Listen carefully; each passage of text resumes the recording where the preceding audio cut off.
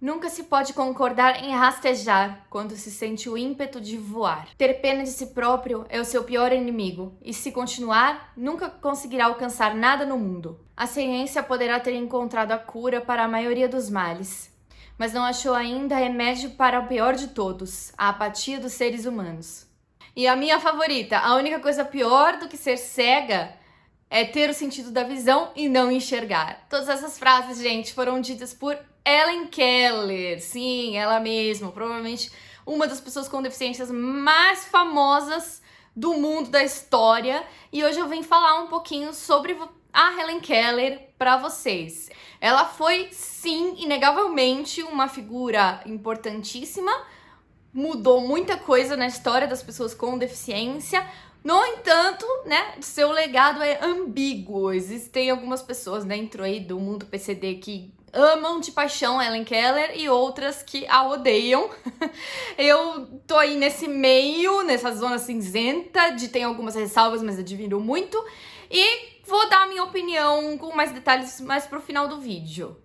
Antes da gente começar, deixem um like aqui no vídeo para me ajudar na divulgação, se inscrevam no canal, que tá tendo muito conteúdo, inclusive sobre a história das pessoas com deficiência.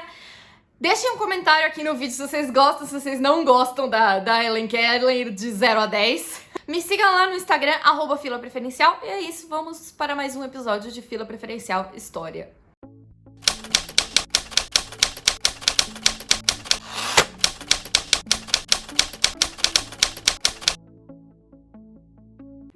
Quem foi Helen Keller? Para quem não conhece, né? Foi uma escritora e uma grande ativista pelos direitos das pessoas surdas e cegas com deficiências em geral. E a história da Helen Keller provavelmente é pautada pela história da aquisição da sua linguagem e o que ela fez com essa linguagem.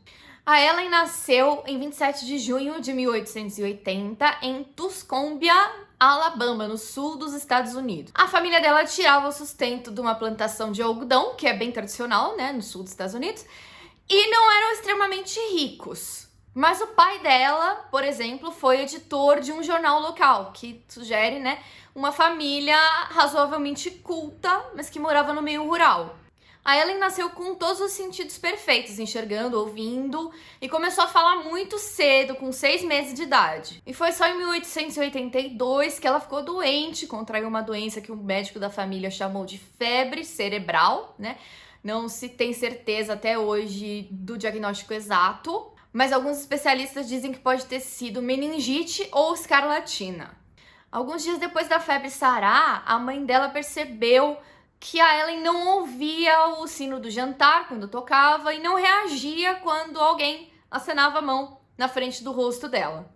E aí chegou-se à conclusão que ela estava perdendo os sentidos da visão e da audição. Quando ela era criancinha, pequenininha, ela foi desenvolvendo aos poucos uma linguagem bastante rudimentar de sinais, né? Não era uma linguagem de sinais que alguém ensinou para ela, comum a todo mundo, mas era uma coisa que ela mesma inventava junto com uma amiga dela. A gente pode comparar, apesar de todas as conotações negativas, né, a comunicação dela com a de um bichinho de estimação, né? O seu cachorro, quando ele tá com fome, ele senta do seu lado, ele late, ele traz a tigela, enfim. Então, eram sinais e atitudes, enfim, até sons que indicavam necessidades básicas, né? Fome, frio. Aos 7 anos, ela tinha cerca de 60 sinais, então vocês podem ver que é uma comunicação bem mais elaborada do que a do seu cachorro com você. Mas era uma coisa que ela estava tendo que desenvolver sozinha, junto com a amiga dela. Aos 7 anos, ela também era uma criança muito arteira, muito desobediente, assim, selvagem mesmo. Isso era tanto ao ponto de algumas pessoas da família sugerirem que ela deveria ser internada, né? Obviamente, gente, isso tem a ver com a falta da linguagem, porque o nosso convívio humano e a nossa natureza como seres humanos está muito ligada à linguagem, né, ao desenvolvimento da linguagem. E como a Helen estava muito atrasada nesse quesito, já que era muito difícil se comunicar com ela, né, para além dessas coisas muito básicas da existência, então ela era, né, selvagem, era uma criança assim, que atormentava as outras crianças, quebrava as coisas, gritava, enfim. Mas ao contrário de interná-la, né, como algumas pessoas sugeriram, os pais dela tomaram uma decisão diferente, que mudaria toda a vida dela, que foi contratar uma professora, a famosa professora da Helen Keller, que é Anne Sullivan. A mãe da Ellen leu um texto do Charles Dickens, sim, ele mesmo, sobre a educação bem-sucedida de uma criança surdocega, né? Como a filha dela. E aí ela começou a entrar em contato com médicos, com instituições, com todo mundo que ela conhecia, até ela chegar no Perkins Institute. Sim, Perkins, aquela marca de máquinas de braille, é esse mesmo, em Massachusetts. E lá no Perkins, a Ellen foi examinada por vários profissionais, médicos, professores, pedagogos. E eles indicaram uma das formandas da escola deles, que era a Anne Sullivan, que uma coisa que pouca gente fala é que ela também era deficiente visual, ela tinha baixa visão. E ela foi morar lá na casa da família Keller pra tentar educar a Ellen. A primeira coisa que a Anne começou a ensinar a Ellen foi o alfabeto tátil, que é uma espécie de língua de sinais tátil, né? Em que você toca na mão da pessoa e faz os sinais de cada letra. É uma forma de comunicação bem útil para pessoas que são surdas e cegas e é usada até hoje. E a Ellen, se fosse hoje, ela ganharia aí uns prêmios de educação construtivista e essas coisas, porque ela era uma professora que ensinava a Ellen no dia a dia. Então, por exemplo, ela colocava uma boneca em cima da cama e aí fazia na mão da Ellen o sinal para boneca, para doll em inglês, né? E até ela entender que aquele sinal correspondia à palavra boneca. No início não foi tão fácil, né, gente? Porque ela não entendia inicialmente que as palavras que eram soletradas na mão dela correspondiam aos objetos do mundo. Uma das dificuldades dela, inclusive, era que ela não entendia, por exemplo, a diferença entre água e caneca, né? Entre conteúdo e continente. E aí tem uma passagem bem famosa em que a Anne levou ela até o poço, né, da fazenda onde a família dela morava, e molhou a mão dela, olha, água, e soletrou a palavra água na outra mão dela. E isso teve um efeito muito forte sobre ela. Ela ficou super agitada e começou a perguntar um monte de palavras. Ela adquiriu, sei lá, 30 palavras num dia só. E foi ali um divisor de águas, perdoada a metáfora com a água, dentro da aquisição da linguagem da Ellen. Em seguida, elas passaram para conceitos mais abstratos, né? O que era mais complicado. Ela foi adquirindo um vocabulário para substantivos, para coisas concretas do mundo. E aí é que veio o grande trabalho da Anne Sullivan, explicar para ela conceitos abstratos. Um dia, por exemplo, a Ellen estava resolvendo um problema de matemática, estava lá pensando com dificuldade. E aí a Anne aproveitou e soletrou a palavra think, né? Pensar na testa da Ellen, para demonstrar que era aquilo que estava acontecendo dentro da cabeça dela, era pensar, que é um verbo abstrato. E ela entendeu. Isso aqui demonstra que ela era uma grande professora, que ela aproveitava todas as oportunidades para explicar o mundo para a Ellen. A partir daí, né, ela foi alfabetizada e começou a ler como uma desesperada, né? Ela lia em braille. E alguns livros a Anne lia pra ela, né? E soletrava as palavras na mão dela, como se estivesse lendo em voz alta. Literatura é a minha utopia. Lá eu não sou deficiente. Nenhuma barreira dos sentidos me exclui do discurso doce e gracioso dos meus amigos livros. A Ellen disse isso. Era uma bookaholic como eu, né? Oh, nerdzinha você, Helen Keller. Em 1889, com 9 aninhos, a Ellen começou também a aprender a falar, né? E aí ela começaria uma batalha de 25 anos para conseguir reproduzir sons, né? Para as pessoas conseguirem ao menos entendê-la. Isso foi muito importante, porque ela daria, né, muitas palestras no futuro. Isso, inclusive, tem a ver com uma das polêmicas, vamos começar, né? Em relação a Helen Keller, que ela, depois de adulta, deu algumas declarações polêmicas aí sobre a linguagem de sinais ser uma língua rudimentar, o que todos os linguistas discordam hoje, que é uma língua completa e plena, né, a Libras, no caso do Brasil, e ela não gostava, ela preferia que as pessoas ouvissem ela falar de qualquer jeito a usar a linguagem de sinais. E aí, em 96, ela frequentou a Cambridge School for Young Ladies, lá em Boston, né? E ela estava determinada a fazer faculdade, né? E a história dela começou a ficar conhecida, porque ela levou a Anne Sullivan, né? A Anne soletrava todas as aulas para ela, era uma coisa meio desesperada, mas, enfim, elas conseguiam lá se ajeitar. E a Ellen chegou a conhecer várias celebridades da época, né? Como Graham Bell, que inventou o telefone, né? Ele tinha todo um trabalho lá com a comunidade surda e meio controverso, mas enfim. E o Mark Twain, né? Um grande escritor americano, entendido por muito o primeiro escritor genuinamente americano. E o Mark Twain ficou muito impressionado com a história dela e conseguiu que um magnata do petróleo financiasse os estudos dela na faculdade. E ela foi aceita na Radcliffe College, que era uma faculdade bem renomada da época, e ela estudou acompanhada da Anne Sullivan sempre, e eu gosto muito do relato dela do vestibular e da vivência dela universitária, porque, gente, era igual é hoje. Sinceramente, como é que ela fazia as provas? Ela aprendeu datilografia numa máquina de escrever comum, né? E aí ela datilografava, só que ela não podia revisar, porque obviamente ela não via o que ela estava escrevendo. Então, o texto dela ficava sempre com erros, ficava sempre meio truncado, porque acontece, né? A gente erra.